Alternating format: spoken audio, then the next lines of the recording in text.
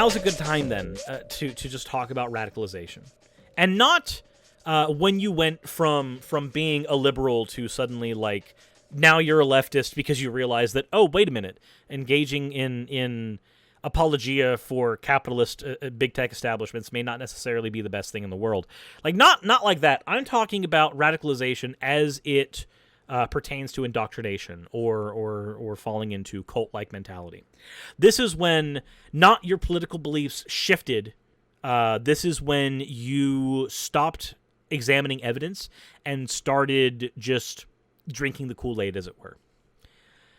This is not saying that everybody's done this, but I think it bears talking about.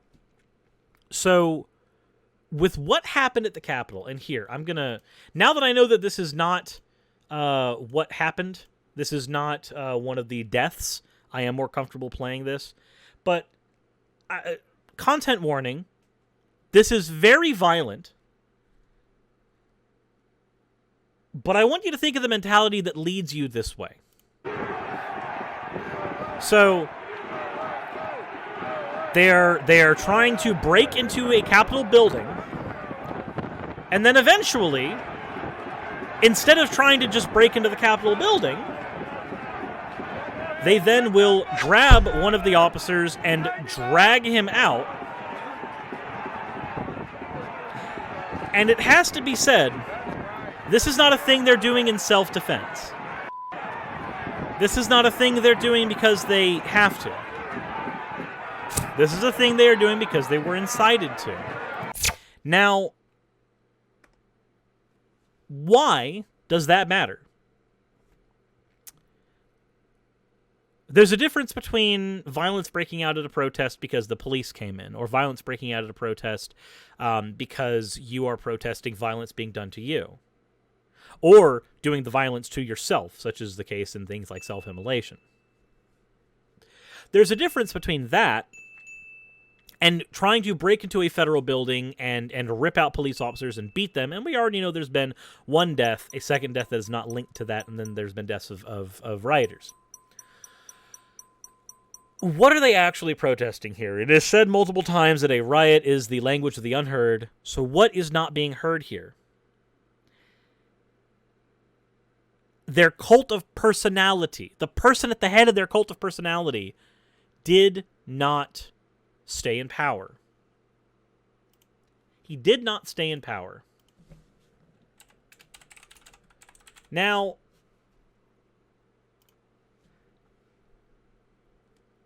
I don't know how many ways I have to say that if it's just the fact that your favorite person did not manage to stay in power, that I cannot say that your protest is legitimate. I cannot say that your grievances are legitimate. And there's only so many times where I can sit here and say you guys are being whiny children and just be insulting. There's a certain point where we have to talk about what has actually happened here. How did people get radicalized to this degree? To do that, we need to talk about a cult of personality. Now, a cult of personality is not necessarily a bad thing. They develop pretty much naturally. Technically, there's a cult of personality around this channel. There are people who make fan art of me that, well, let's go ahead and look at the definition here.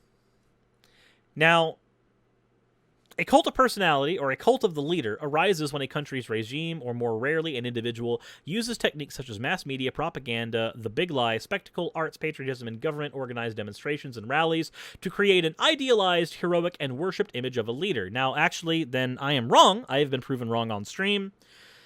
That would mean that I'm not technically a cult of personality. Not by that definition. Because I don't think I do most of that stuff. These people engage in unquestioning flattery or praise. A cult of personality is similar to an hypothesis, except that it is established by modern social engineering techniques, usually by the state or the party in a one-party state and dominant party states. It is often seen in totalitarian and authoritarian countries. Now, it may be a good idea for us to analyze each and every one of these things and try to figure out what happened. We've done a point-by-point analysis where Trump is concerned to determine whether or not his ideology is aligned with that of fascism, and I came to the conclusion that, well, yes, he hits most of the points in both Lawrence Britt's and Umberto Eco's writings, and that is why I believe that he is a fascist, at least in ideology, if not entirely in execution. If you guys haven't seen that video, just look up "Is Trump a Fascist?" You should find it. But let's look at the techniques. Trump's use of mass media. He's done this several times by using news platforms such as Fox News, and even by using social media, and by taking mass media that does not like him and labeling them as Fox News, like he did with Fox News whenever they started going against him in the last year. Using them and using propaganda. Now, what kind of propaganda do we have where Trump is concerned? Wouldn't be too hard for us to look up. And I'm not going to look this up live. I will simply click, see if it is good, and then click it afterwards. But a lot, well, actually, it's not even hard. We don't have to do that, all things considered, because where Trump's propaganda is concerned, his creators make it for him. A lot of the Trump propaganda, Trump doesn't even have to be the one that makes it. Let me see if I can find the comic.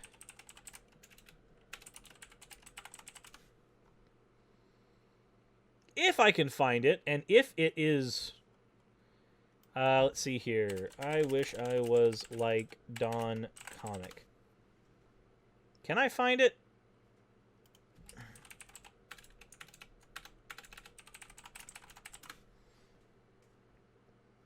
I cannot seem to find this comic. Suffice it to say, I'll go ahead and lay out the comic just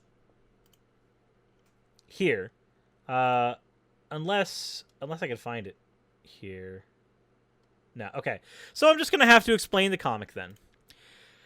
Has anybody seen the comic on Twitter where it shows, I don't remember his name, but somebody engaging in coitus with Ivanka Trump.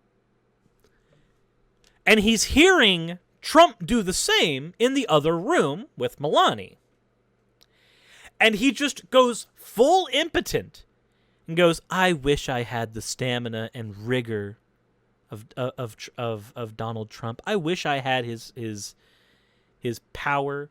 I wish I had all that. And then you just see Trump, like a super muscular version of Trump, just sitting back like this. And then Melania right next to him going, it's so big and definitely not shaped like a mushroom. If anybody can find that comic for me and link it to me, because if memory serves, it's actually like safe for YouTube.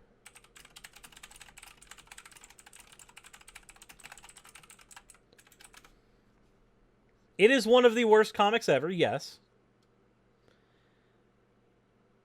But I want to show the actual thing, but I don't know where it is. Unless somebody has it. But yeah, no, the point is that comic and others are propaganda, essentially. They are made by Trump's supporters. He doesn't even have to make the propaganda. Now, what is the big lie? A big lie is it's a propaganda technique. And what you do is you tell a lie, you make it big, you say it loud, you say it with confidence, and more often than not, you try to make sure that you're accusing the other side of doing what you did.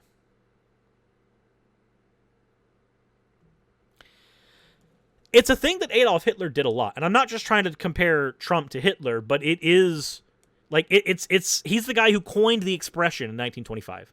He coined it in Mein Kampf. So I can't not reference Hitler here. There are multiple times where Trump has engaged in the big lie technique. Spectacle as a technique. When you try to create any event that is memorable for the appearance it creates. The modern Trump rally is that in spades. When you try to radicalize patriotism into nationalism, something that Trump has done multiple times throughout his legacy here, especially whenever he demonizes other countries, feeding into this isolated America's the best mentality. Government-organized demonstrations and rallies are also things that are used. And, again, we can point to the modern Trump rally. Hell, right before the Capitol siege, it was incited because Trump held a rally right before and flat out told them to storm the Capitol. These are the things that shape a cult of personality. These are the actions that shape a cult of personality. And when you have a cult of personality like this, you can't just sit back and go, it's up to the individual people not to fall for it. It's up to the individual people. They are individually responsible for their actions. It's not Trump's fault because he didn't do anything. That's the apologia that I get from family. That's the apologia I see on the internet. But the power of a cult of personality is that they can convince people to do things that they otherwise would not do because they have an incredibly high amount of power in that situation. How many people in any presidential election have you seen that keep the sign for their favorite president up on their property for the entire 4 years of their presidency? Buy flags, buy merchandise. The only time that I saw this, outside of this, in my memory, I saw this during the Reagan administration, based on videos that I've seen from there. And I've seen this in my lifetime in the Obama administration, but even then, nowhere near to the degree that we've seen on Twitter. Nowhere near to the degree that we've seen on Facebook. Nowhere near to the degree, in general, that we've seen in the modern era. Yes, people have paraphernalia, but nowhere near to the amount. Also, if everybody's ready for their eyes to bleed, Charles Manson is an example. But if everybody's ready for their eyes to bleed, somebody found the comic. Oh, Donald. Yes, Donald. Donald satisfies. If only I was even half as good at sex as he is. I'm so sorry, Ivanka. In accordance with our Jewish faith, I forgive you. That sex was amazing, Donald. Only amazing, I must be off my game tonight. It's funny. The fake news says I only married you for your money. I only married you for your gigantic penis, and it looks nothing like a mushroom.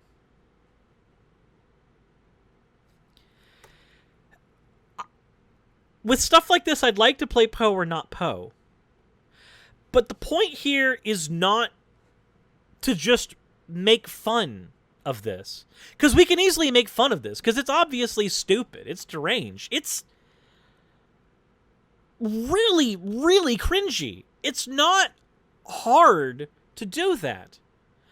But all of these are pieces in essentially a gigantic puzzle that leads us to one conclusion. Why do people engage in this? Why do people worship Trump so much? If you look, and I wish I could do this now, but of course Trump got banned off Twitter.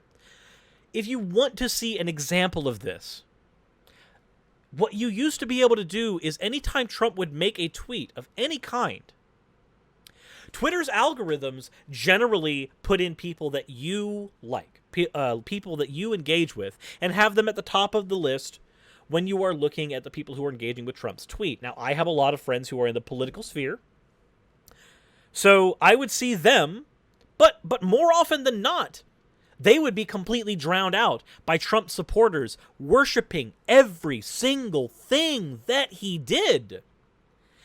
Everything. What radicalizes you to the point that you're willing to excuse a president when he gasses his own citizens? When he calls for violence against protesters, but as soon as they're protesters in his name, they're all special. He coddles them. The best person who does content on this platform about this topic is Telltale. Truly and honestly, if you guys have not seen Telltale's content on cults, he does an amazing job with stuff like this.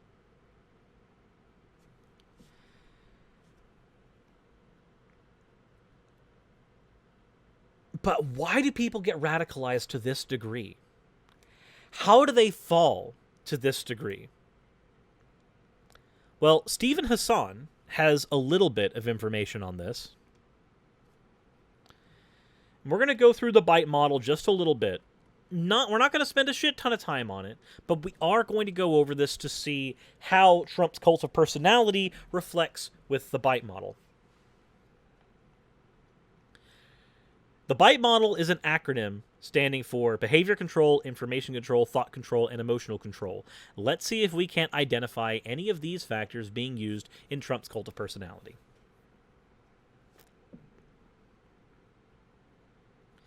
Regulate individuals' physical reality. Not really. Dictate where, how, and with whom a member lives and associates or isolates. Again, not really. We're not seeing a whole lot of behavior control. Not from Trump specifically. But what about with the average Trump supporter? The people who actually create a lot of this propaganda. The people who actually feed these flames. Do we see it then? Generally, he speaks to the evangelical base, and they actually do regulate physical reality. They actually do dictate where and with whom members can live and associate, when and with whom people can have sex. Many times, clothing and hairstyles. Sometimes regulating diets. Manipulate and deprivate people of sleep. A lot of this stuff is stuff that, while Trump himself may not do to individual people because he is not a cult leader with an actual compound, by being the top of a cult of personality, he can, in fact, influence people to engage in these behaviors. Kidnapping, beating, torture, separation of families. Well, we do know this is one he's done. Separation of families and imprisonment. We don't know about murder. We don't know about that particular one. What about information control? What about here? Deception. Does he deliberately withhold information? It used to be that I could say skim his Twitter and find out. But he certainly does. Does he distort information to make it more acceptable? Yes. Let me say a statement. Let me say a statement that is as close to something that I remember Trump saying as I can get it, and see if you can't catch the lie. See if you can't catch the distortion of information. Quite frankly, we won this election. An unprecedented amount of people voted for me. 75 million. No one's ever done that before.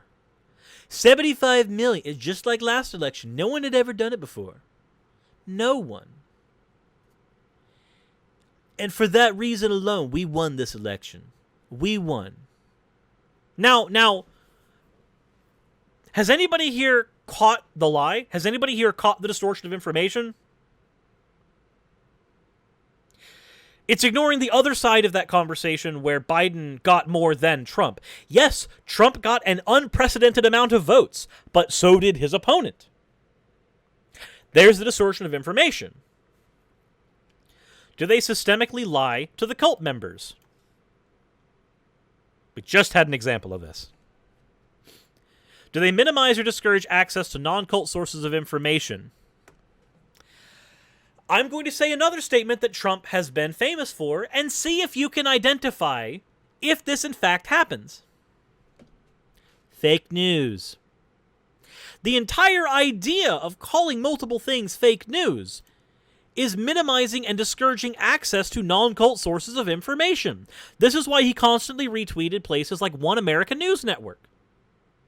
Places that are known for incredible right-wing bias, known for having a less than stellar amount of factual reports, known for deliberately obfuscating information. These are the places that Trump supports, retweets, and his base eats it up. Does he compartmentalize information into outsider versus insider doctrines? Again, by having his own little group of news networks that he says are great and wonderful without any actual qualifying information, and then throwing everything else into a compartmentalized fake news box. That is exactly what's happening here. Encouraging spying on other members. I'm not 100% certain about this one. I'm not. So I'm not going to comment on it. I will say that it's not outside the realms of possibility from what we've seen from Trump. But I can't comment on something that I do not have evidence of, at least being done by either him or his family. Or the people who he pushes. Again, when it came to behavior control, we couldn't isolate a whole lot of stuff that Trump specifically did, because he doesn't have that kind of power over people in their everyday lives, but we do know that a lot of his base, being that they are evangelical, do fall into this. Extensive use of cult-generated information and propaganda, including newsletters, magazines, journals, audio tapes, videotapes, movies, news, and other media. Misquoting statements or using them out of context from non-cult sources. A thing that he has done with CNN countless times. So, and that's pointing out that even CNN has a less than stellar rate of factual news reporting. Thought control. They require members to internalize the group's doctrine as truth. Now, how many times have we seen Trump point out that one of the most important things to him is not factual efficacy, but loyalty? Loyalty to his regime. That is a type of thought and emotional control. It is more important that you care about him as an individual, that you care about his regime, than that you care about getting correct information out there. Adopt the group's map of reality as reality. Instill black and white thinking. Decide between good versus evil. Organize people into us versus them groups, because it is so much easier to control a group of people and convince them that they are the good guys if you have thoroughly convinced them that everyone else is the bad guys. It was first the Democrats, then it was the Democrats and Fox News who were falling for the literal propaganda, and then it was the Democrats and Fox News and the Republicans who were not fighting for him. His us group kept getting smaller and smaller as he needed, conveniently, to get more people on board with the us versus them mentality and constantly make the them group larger and larger and more of a threat. Use of loaded language and cliches which constrict knowledge and stop critical thoughts and reduce complexities into platitudes and buzzwords. Make America great again. The protesters are thugs. How many times have we seen him engage in that type of language? Enough. Honestly, enough. Teaching thought-stopping techniques which shut down reality testing by stopping negative thoughts and allowing only positive ones, including denial and rationalization, justification, and wishful thinking, chanting, meditating, praying. Now, wait a minute. What thought-stopping techniques does Trump advocate for? Well, considering that he basically sets himself up as a pariah, and if you looked at the people who actually responded to his tweets, the ones that weren't bots, not that we could tell the difference half the time, many of them would constantly rationalize everything that he said and did. It didn't matter, as a cult of personality leader, that he did not teach these techniques to people. But to quote shit that we see from 8chan and Poll all the time, what Trump has done in X situation is engaging in 4D chess. What Trump has done in X situation is trying to get into the deep state and infiltrate it and all this shit, all those conspiracy theories. All of that is a form of denial and rationalization, and we saw that behavior throughout Trump supporters for the last 4 years, getting worse and worse as we go. Emotional control. Manipulate and narrow the range of feelings. If you break nuance out of the conversation and change things into every one of his constituents are special, they get to be coddled by him. Teach emotion-stopping techniques to block out feelings of homesickness, anger, and doubt. Everything that was engaged with in information control ends up being used as a weapon for the emotion-stopping techniques later on. Making a person feel that their problems are always their fault and never the leader or group's fault. If I were to borrow a conservative phrase that is touted around all the time, this would probably make things much easier. Pull yourself up by your bootstraps.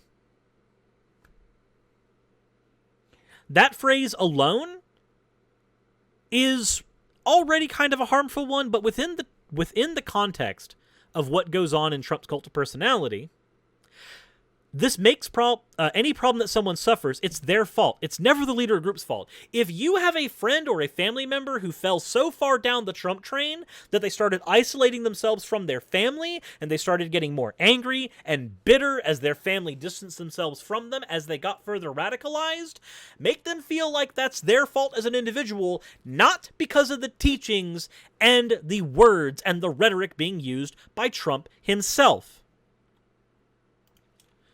Using the bootstraps argument to prevent people from actually taking responsibility for what they're doing, ironically, by making them feel personally responsible for everything. Shifting the blame to, it must be some personal defect of mine, not the teachings of mein Führer. Promoting feelings of guilt or unworthiness such as identity guilt, not living up to your potential, your family is deficient, your past is suspect. Every single friend and enemy of the then president at time of speaking, but certainly not here in about a week and a half, has had every one of these thrown at them in public on Twitter. Identity guilt. Guilt at not living up to their potential. Their family being deficient. Hell, he's thrown that one of the Bidens repeatedly. And all of these ultimately get used as weapons for the us versus them mentality in thought control. Because a lot of these things get to tie into each other. Isn't it great?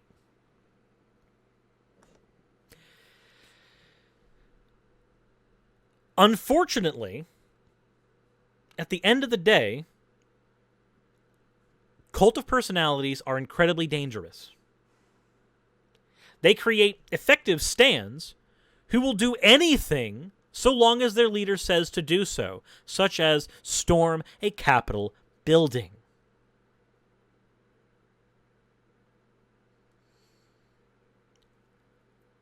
We need to get better at identifying when these cult of personalities are forming. And we need to get better at reaching out to family and friends that are falling for this type of mentality, that are falling for this type of thinking. This does not mean that it's your fault if they get radicalized. It's not. Ultimately, it is the fault of themselves and the person who is radicalizing them, not yours for doing your best and failing. If I were to be the logical person for a second here, this is called the fallacy of change. The fallacy of thinking that your personal worth or your personal goals are contingent on whether or not you are successful at changing the mind of someone else.